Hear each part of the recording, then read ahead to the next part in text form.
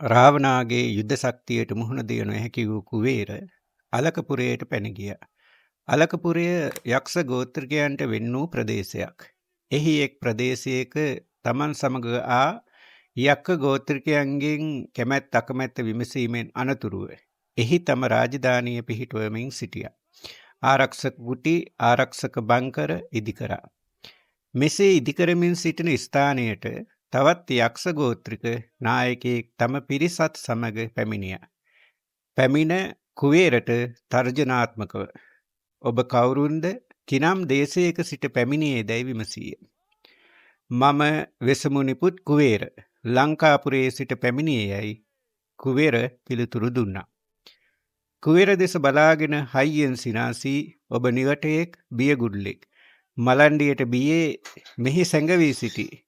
වහා මගේ වමානයෙන් ඉවත් වෙනුවැයි කෑගසා කුවේරා ඇතුළු පිරිසට පහර දුන්නා. එම ප්‍රහාරයත් වලට මුහුණ දිය නොහැකි වූ කුවේර ඇතුළු පිරිස ප්‍රදේශයේ අතහැර පලා ගියා. තමන් පාලනය කර රටත් ආරක්ෂාව සිටි ප්‍රදේශයත් නැතිවීම පිළිබඳව කුවේර බොහෝම දුකින් කාලය ගත කරා.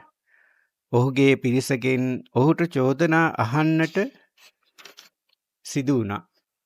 මේ අතර ඉල්සීවරයෙක් කුවේර ඉදිරියේ පෙනී සිටියා.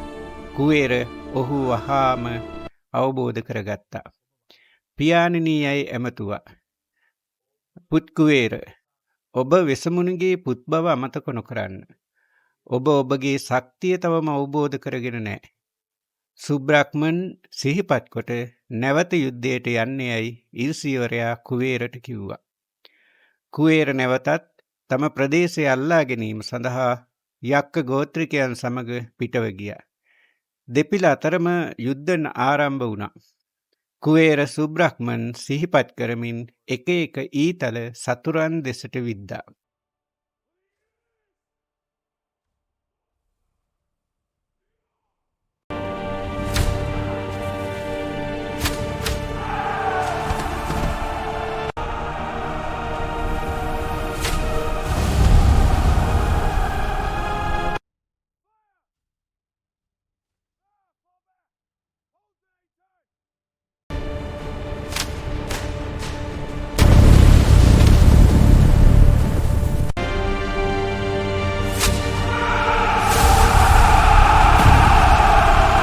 කුවේරගේ ප්‍රහාරයන් දරා ගැනීමට නොහැකි වූ යක්ක නායකයා හා සේනාව පැරදී හිස්ලූලු අත පලා ගියා.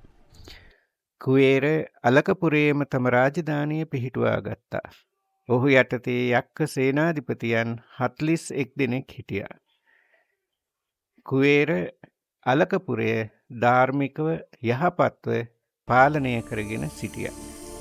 මේ අතර දිනක් වෙසමුණි ඉර්සීවරයා කුවේරේ ඉදිරියට පැමිණියා. ඔබගේ නිර්භීත බව, දක්ෂ බව මුළු රටේ යක්ක ගෝත්‍රිකයන් අතරත් දෙව් සභාව අතරත් ප්‍රකටයි. ඔබ ධ්‍යාන වඩන්න සිව දෙවියන් නමස්කාර කරගන්නට පුළුවන්කම ලැබෙනවා යයි ප්‍රකාශ කළා.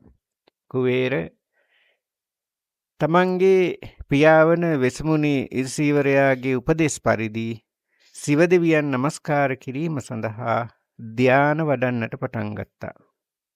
ඔහුගේ සිත එක් අරමුණකට ධ්‍යානගත වීගෙන එද්දී මහා ගිනි ජාලාවක් කුවේර වටා ඇති වුණා. නමුත් ඔහු එයට බිය නොවී සංසුන් වූ මනසින් ධ්‍යාන වඩමින් හිටියා. මෙහෙම ධ්‍යාන වඩාගෙන ඉන්නකොට ගින්න එකසරේ මතුරු දහන් වෙලා ගියා. ආපහු සිත සංවර කරගෙන තව තවත් ධ්‍යානවලටම සමවැදුණා. රාක්ෂසයෙක් පිහියක් අමෝරාගෙන කුවේර ඉදිරියට පැන්නා.